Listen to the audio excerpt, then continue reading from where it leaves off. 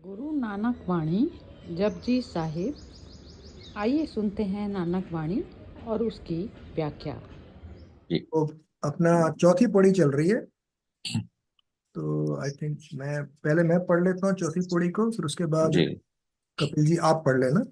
हाँ जी। हाँ हाँ। सेकंड क्या है मेरा, चौथी पौड़ी 5 पेज पे मेरे ख्याल से। हाँ, साचा साहिब। तो 35 पेज पढ़ेंगे हम, 35 पेज से है? ओके। तो पहले मैं पढ़ता हूँ। हाँ जी।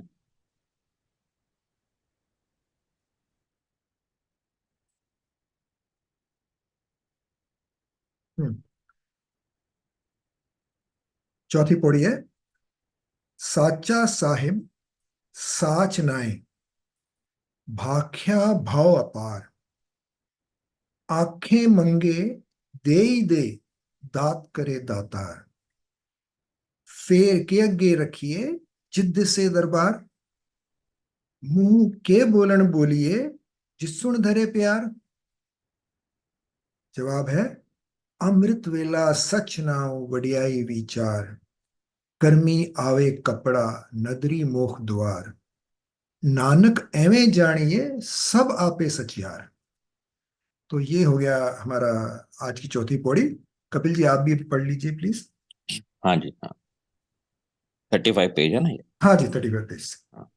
सर्वव्यापक परमात्मा सत्य है, उसका इंसाफ सत्य है, उसकी वाणी प्रेम भरपूर है। हम जीव सदा उस परमात्मा से मांगते हैं और दाता सदा कृपा करते हैं। हम उस प्रभु के सामने क्या भेंट करें ताकि हमें उसकी सच्ची दरगाह के दर्शन हो जाएं। हम मुंह से कौन सा वचन बोलें कि जिसे सुनकर परमात्मा के साथ हमारा प्रेम हो जाए। भोर समय उस प्रभु के सत्य नाम की प्रशंसा और चिंतन करें। हमारे कर्मों के कारण ही मनुष्य रूप मिला है, मोक्ष का द्वार भी उसकी कृपा व आदेश के अनुसार चलने पर ही मिलेगा। हाँ जी, इतना ही है ना। हाँ जी, बिल्कुल इतना ही। हाँ जी। तो इसको आगे कुछ और समझते हैं। तो हमने ठीक है। चौथी पौड़ी में जो किया ऑलरेडी उसको थोड़ा सा ब्रीफ में टच कर लेते हैं। जी। साचा साहिब साचनाएं। साचा साहिब, साहिब मतलब ईश्वर, परमेश्वर, परमात्मा।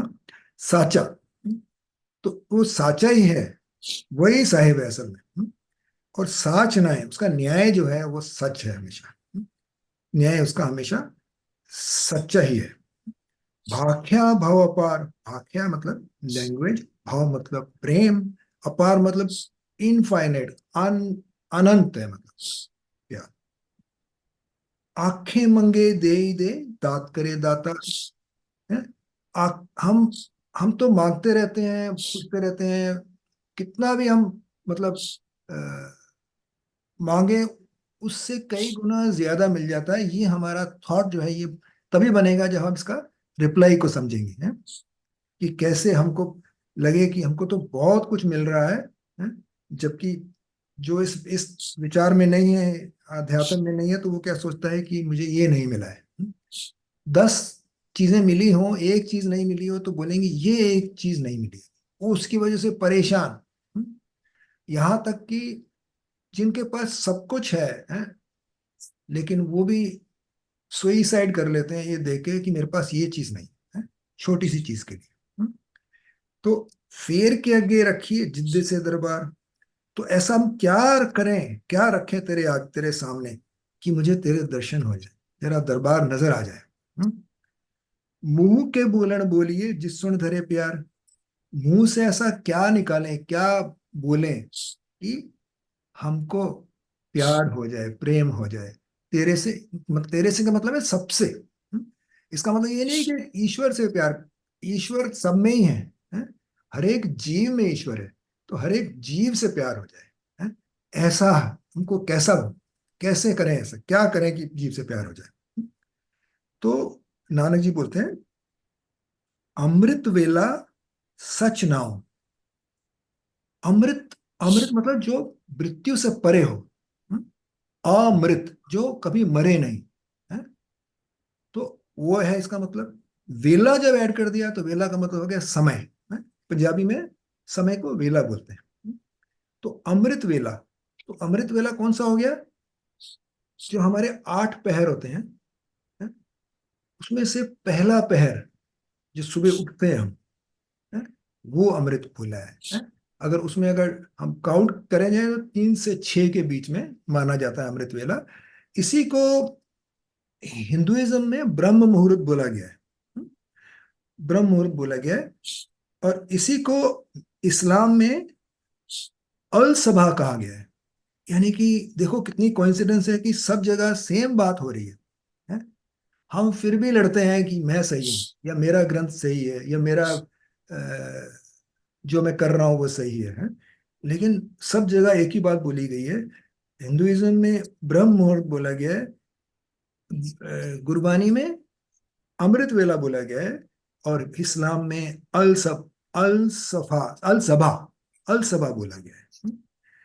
तो इससे मतलब ये है कि सी, ऐसा नहीं है कि वही एक टाइम है और उसके अलावा हमको कुछ नहीं करना है, या उस टाइम पे हमको गलत सलत काम कर देना है, या अमृत वेला में अच्छा करना है और बाकी सब में हम कुछ भी कर सकते। ऐसा नहीं है। ये कहने का मतलब ये है कि अमृत वेला मतलब हम प्रायोरिटी दें सबके ऊपर इस काम को।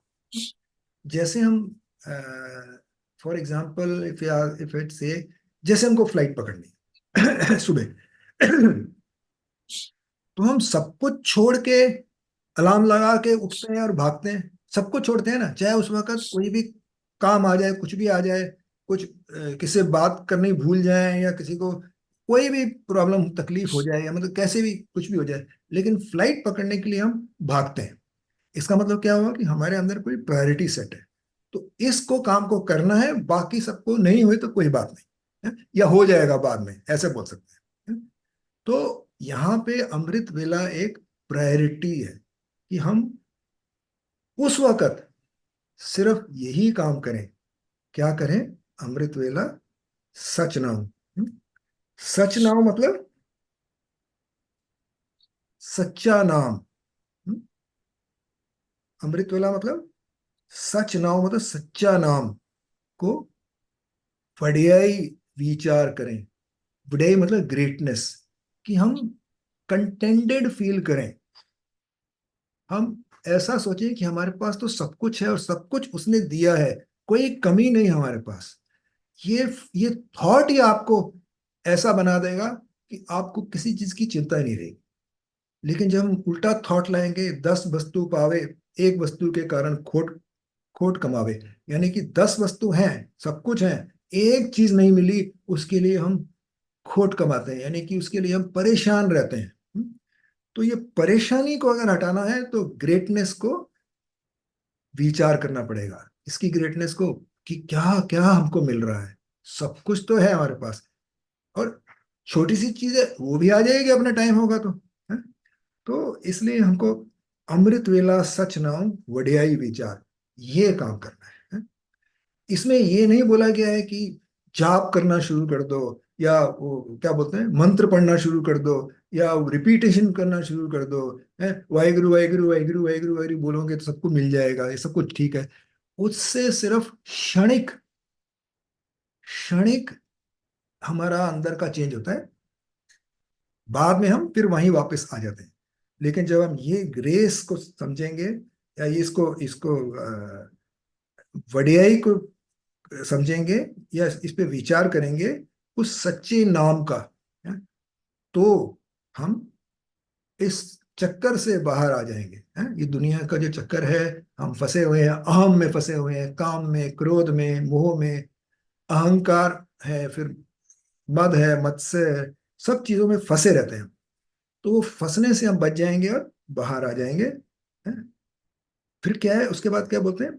कर्मी आवे कपड़ा। कर्म मतलब, कर्मी का मतलब ग्रेस है यहाँ पे। सी, जो ये हम निष्काम कर्म करते हैं, जो गीता जी ने बताया गया है, निष्काम निष्काम कर्म ही ग्रेस है असल में। वो अपने आप होता है, उसके लिए हमको एफर्ट नहीं करना पड़ता है। हाँ, सकाम के लिए हम एफर्ट करते हैं, सकाम के लिए पूरा एफर्ट करते हैं, ये मिलेगा तो ये करेंगे तो ये मिलेगा, तो पूरा हम लगे रहते हैं उसमें, है? लेकिन निष्काम कर्म जो है वो ग्रेस है?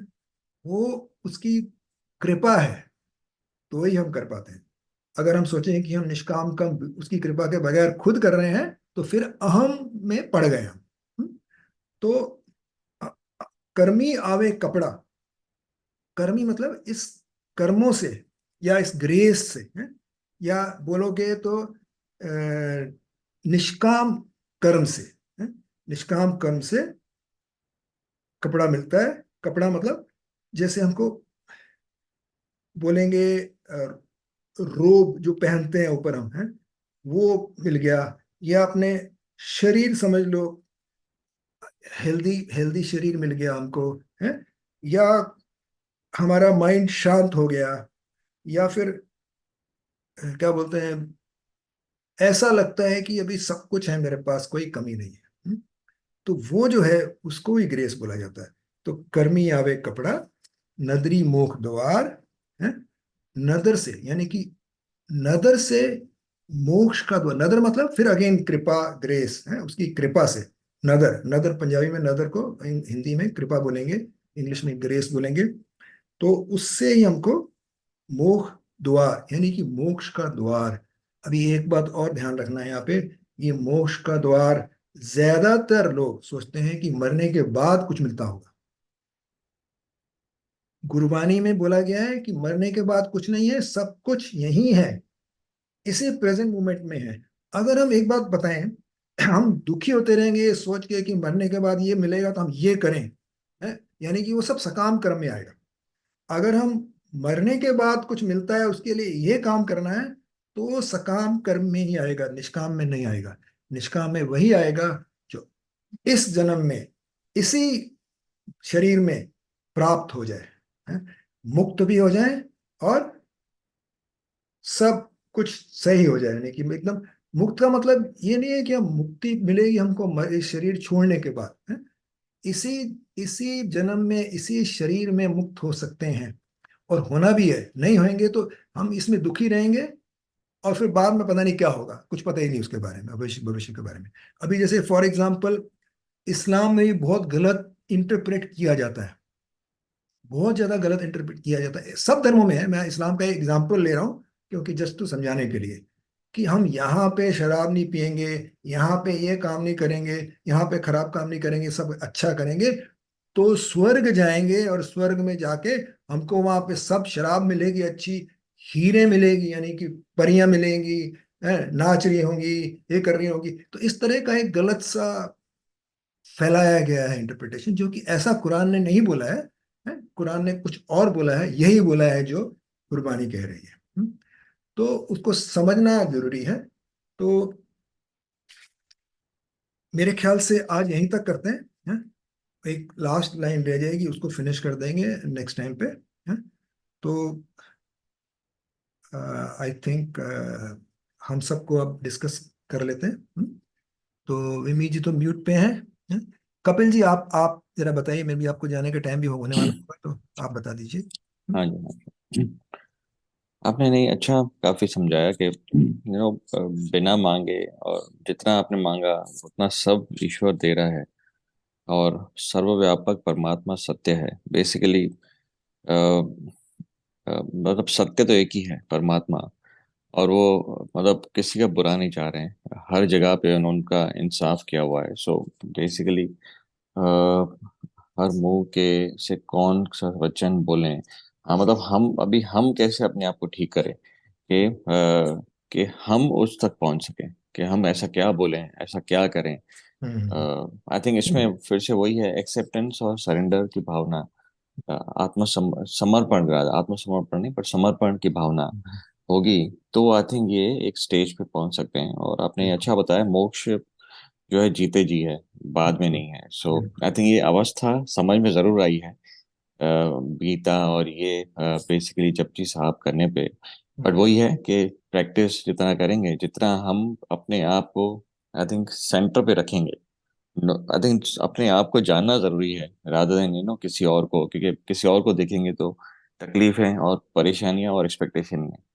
और अगर खुद को जान लिया तो फिर आई थिंक कोई कोई तकलीफ नहीं, कोई पेन नहीं है। So, मतलब मेरे को ओवरऑल तथ्य ये समझ में आया, मे भी शायद आप और विनोद जी नहीं नहीं ऐड नहीं, कर सकते बहुत बढ़िया बोला आपने, बिल्कुल परफेक्ट बोला है, यानी कि फ्लॉलेस बोला है आपने एकदम से। और हैं। बहुत जी बढ़िया, ये जो थॉट है ना हमारा, कि अगला जन्म होगा तो हम ये बनेंगे, और वो मतलब इस जन्म में हम अच्छे कर्म करेंगे तो अगला जन्म हमको अच्छा मिलेगा, खराब करेंगे तो हम तो कीड़े मकोड़े बन जाएंगे। ये सब अननोन चीजें हैं, हमको नहीं पता, हमको तो इसी जन्म से मतलब है। इस जन्म में हम जो खुश हैं तो खुश हैं, इस जन्म में दुखी हैं तो दुखी हैं, बस समझ लो, इतना समझ लो। अगर हम ये सोचते हैं कि इस जन्म में दुखी हैं, अगला जन्म सुखी हो जाएगा, तो हम कुछ गलत कहीं पे हैं। हम्म? तो है क्या नहीं है, हमको तो नहीं पता जी। हमको तो पता है कि हम अभी हैं बस, हैं? और क्या है, अपने आप को जानना है। बिल्कुल सही बताया आपने, एक तो अपने आप को जानना है इसमें, और अ, कुछ बेपरवाह हो जाना है। नानक विक से बेपरवाह, यानी कि बिना परवाह के जीना है। हम्म? परवाह से जीना क्या होता है, वो सॉरी, लापरवाह क्या होता है, कि गलतियां करते जा रहे हैं? और परवाह क्या होता है, बहुत ज्यादा स्ट्रेस में, टेंशन में रहते हैं। परवाह है, तो बेपरवाह का मतलब है कोई स्ट्रेस नहीं, कोई टेंशन नहीं, मस्त मौला, एकदम ऐसे जी रहे हैं जैसे मजा आ रहा है जिंदगी का। तो जिंदगी का मजा अगर लेना है तो प्रेजेंट मोमेंट ही सब कुछ है। हम अगर पास्ट में जाएंगे तो गुस्सा आएगा, फ्यूचर में जाएंगे तो एंग्जाइटी बढ़ेगी। तो ये सब बीमारियां हैं, इन बीमारियों से दूर रह के वर्तमान काल में आ जाएं और सब मजा करें। हैं? तो यही है, जब हम मजे में हैं, आराम से हैं, यानी कि हमको, असल में एक बात बताऊं, अगर हम गलत रास्ते पे होंगे तो हमको मजा आएगा ही नहीं। पहली बात, हम उसके नियम के अनुसार नहीं चल रहे हैं तो हम दुखी रहने ही वाले हैं। हैं? या फिर सुख दुख आएगा तो हमको उसमें फर्क नजर आएगा। सुख जो बहुत अच्छा लगेगा, और दुख हमको वो कर लगेगा कि बेकार चीज है, यानी कि हम सुख के पीछे भागेंगे और दुख से दूर भागेंगे। तो ये सब गलत है। हैं? तो हमको सुख और दुख में कोई फर्क नहीं पता चले, सोना और मिट्टी में कोई फर्क नहीं पता चले, हैं? अच्छे और बुरे में कोई फर्क पता नहीं चले। हैं? तो उसी अव्वल अल्लाह नूर उपाया कुदरत के सब बंदे, हैं? एक नूर से सब जग उपजिया, कौन भले कौन मंदे। जब एक ही जोत से सब उगे हैं, एक ही जोत से सब बने हैं, तो भले और मंदे कहाँ से हो गए, सब एक से हैं। ये हमारा जो समझना है, एक्सेप्टेंस है, यही हमारा, हमारे को प्रेजेंट मोमेंट में लेके आता है। फ्यूचर और पास्ट को भूल के प्रेजेंट मोमेंट, हाँ, प्रेजेंट मोमेंट अच्छा है तो फ्यूचर तो अच्छा होगा ही, ये अपने दिमाग में रखें बस। लेकिन प्रेजेंट अच्छा होना जरूरी है। प्रेजेंट में तकलीफ दे के अपने आप को, नंगे पांव जाके मंदिर जा रहे हैं, नंगे पांव शिरडी जा रहे हैं, पता नहीं क्या क्या कर रहे हैं, वो तकलीफ दे के अपने आप को प्रेजेंट मोमेंट खराब कर रहे हैं, किसके लिए? हाँ, कुछ अच्छा मिलेगा बाद में, पता नहीं कब मिलेगा वो भी नहीं मालूम, लेकिन मिलेगा कभी। तो that is what I would like to say here. हाँ विनोद जी, प्लीज आप भी कुछ बोलिए। जी, मैं हाँ सिर्फ ड्रॉप हो जाता हूँ, मेरा एक हाँ कॉल प्लीज स्टार्ट हो प्लीज, गया, बट मैं रिकॉर्डिंग सुनूंगा फिर। No thank you. Problem, thank you, जय श्री कृष्ण, थैंक यू, जय श्री कृष्ण। जय श्री कृष्ण। जय श्री कृष्ण। हाँ विनोद जी। हाँ, ये पौड़ी में मतलब कि जीवन व्यतीत करने का सार है। हम्म। जैसे पहले कहा गया है कि जीवन सदा परमात्मा से मांगते हैं, मतलब कि जो परमात्मा ने दिया है उसका शुक्रिया करना है हमको। शुक्रिया करेंगे तो क्या कहते हैं कि आपका ईगो जो है वो कम हो जाता है या जीरो हो जाता है। बिल्कुल और बिल्कुल। दूसरा क्या है कि भेंट करें, मतलब प्रभु के सामने क्या भेंट करें, तो सच्ची दरगाह के दर्शन हो जाए। मतलब कि अगर हम सच्चाई से रहते हैं, सही कर्म करते हैं, तो ही ब्रह्म का दर्शन होगा, ब्रह्म में लीन होंगे। और उसके आगे कहा है, मुझ से कौन से वचन बोले। तो हमको सबके साथ प्रेम में रहना है। और स्वर्ग और नर्क यही है, वही सोच के हमको जो इधर कर्म है वो सही कर रहे हैं, मतलब जो धरती पे कर्म कर रहे हैं वही सही कर रहे हैं, तो उसी से ही परमात्मा से प्रेम या मिलन जो भी है वो हो जाएगा। और अमृत वेला मतलब जो इसमें जीवन शैली बता रहे हैं कि हम्म। अमृत वेला है, मतलब जो मरी नहीं, जैसे आपने कहा। क्या? तो अमृत वेला 3 to 6 AM में भगवान का नाम लेना है हम्म, और प्रभु को याद करना है। बिल्कुल। और इसी से ही मतलब कि हमारा मतलब उद्धार होगा यहाँ, जो भी आप कहिए वैसा। और बहुत समय हो गया। हाँ, बस यहीं तक आपने कहा। हाँ बिल्कुल सही। सिर्फ प्रायोरिटाइज करना है हमको, हमको किस काम को ज्यादा ध्यान देना, किस काम को बचेगा। तो हम क्या करते हैं नॉर्मली, अध्यात्म को तब शुरू करते हैं जब हम बुढ़े हो जाएंगे तब करेंगे। अभी तो हम जवान हैं, फर्स्ट क्लास दौड़ भाग रहे हैं, अच्छा काम कर रहे हैं, अभी क्या जरूरत है। लेकिन क्या होता है बाद में लेट हो चुका होता है, हम सारा दिन सारा उम्र हम तंग रहते हैं, परेशान रहते हैं, स्ट्रेस में रहते हैं, मुसीबत में रहते हैं, दुखों को झेलते रहते हैं, स्ट्रगल करते रहते हैं, लेकिन हमको अध्यात्म ध्यान नहीं आता है। अध्यात्म अगर मालूम पड़ जाए कि उससे इतना कुछ मिलता है तो ये सब खत्म हो जाएंगे। अच्छा, ऐसा नहीं है, अध्यात्म ये नहीं बोलता है कि कोई काम नहीं करना है, प्रायोरिटी सेट करना जरूरी है। जो इसको अध्यात्म को जो प्रायोरिटी देनी है ना, वो अमृत वेला बहुत इंपॉर्टेंट है। उसको प्रायोरिटी देने के लिए हमको अमृत वेले को समझना पड़ेगा। तो उसके बाद हम बाकी सब काम करने हैं, सारा दिन पड़ा है, 24 घंटे पड़े हैं, जो है सब करना है। ये नहीं कि काम छोड़ के पहाड़ों पे जाके गुफाओं में जाके बैठना है, ऐसा कुछ नहीं बोलती है गुरबानी। है। तो इसलिए हमको ये बहुत जरूरी है समझना कि अध्यात्म को प्रायोरिटी कैसे देनी है। तो प्रायोरिटाइज करना है, बस यही हमको करना है। तो अभी विमी जी आप म्यूट पे हैं, या थोड़ा बहुत बोल सकते हैं तो बोल सकते हैं। आपके बिना थोड़ा सा अधूरा लगता है।